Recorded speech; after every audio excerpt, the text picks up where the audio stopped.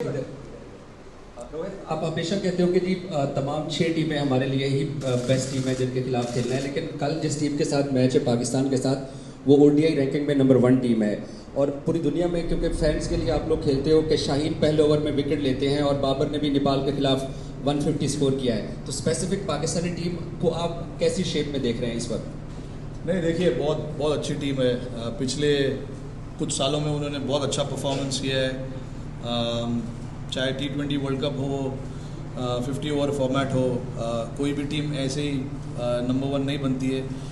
मेहनत होता है उसके पीछे, और आई एम श्योर कि पाकिस्तान टीम ने काफ़ी मेहनत किया है इसके पीछे, और काफ़ी यूनिट जैसी टीम है। अच्छा क्रिकेट खेल रही है, तो हमारे लिए एक अच्छा चैलेंज होगा ऐसे टीम के सामने खेलना और ऐसे टीम के सामने परफॉर्मेंस करना। प्रिपेयर हमने अच्छा किया है। हमारे पास यहाँ आने से पहले कुछ दिन थे, कुछ टाइम था हमारे पास जिस पे हमने वर्क किया है, और होपफुली अभी आज का एक दिन है हमारे पास ट्रेनिंग करने के लिए। उसके बाद कल मैच है, तो होपफुली जिन जिन चीज़ों के बारे में हमने बात किया है, हम उस चीज़ों को अच्छे तरीके से कल कर पाए।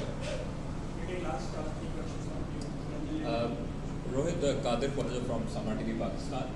मेरा आपसे सवाल है कि जिस तरह शाहीन शाफी पहले ओवर में डोमिनेट करते हैं, और आप भी काफ़ी मुश्किल में आ चुके हैं शाहीन की अगली बॉल जब स्विंग होती है, तो वेदर कंडीशन कितना असरअंदाज करेगी बॉलिंग पर, और ख़ास तौर पर पाकिस्तानी जो पेसर्स हैं, नसीम है, हारिस है, शाहीन है, कितना आप उस पर वर्क कर रहे हैं इन तीनों को खेलने के लिए?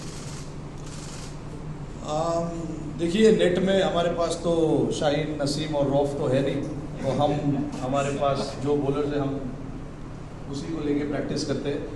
बट देखिए, जैसे मैंने स्टार्टिंग में पहला क्वेश्चन जो मुझे मिला था, मैंने बताया कि काफ़ी क्वालिटी बॉलर्स हैं तीनों, और तीनों अच्छा परफॉर्मेंस कर रहे हैं। कुछ सालों से अभी साथ में मिलकर खेल रहे हैं। तो देखिए, क्वालिटी बॉलर्स है, हमेशा से पाकिस्तान के पास क्वालिटी बॉलर्स हमेशा से आए हैं। तो उनकी क्या स्ट्रेंथ है, कहाँ बॉल करते हैं, कहाँ बॉल नहीं करते, ये सब हमने देखा हुआ है। अब इतने साल से खेल रहे हैं, तो हमारे पास जो एक्सपीरियंस है, वो एक्सपीरियंस को यूज़ करके उनके सामने खेलना है। It is as simple as that.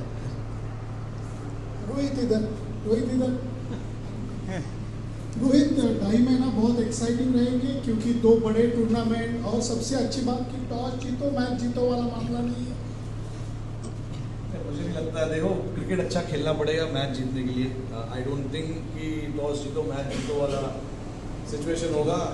जैसे आपने कहा कि ये 2-2.5 महीने काफ़ी एक्साइटिंग है, काफ़ी चैलेंजेस होंगे, बट कोई भी टीम के लिए, और ख़ास करके हमारे टीम के लिए, हम कोशिश करते हैं कि हमें छोटे छोटे गोल्स जो है वो रखने हैं, और सामने क्या है उसके ऊपर ज़्यादा फोकस करना है।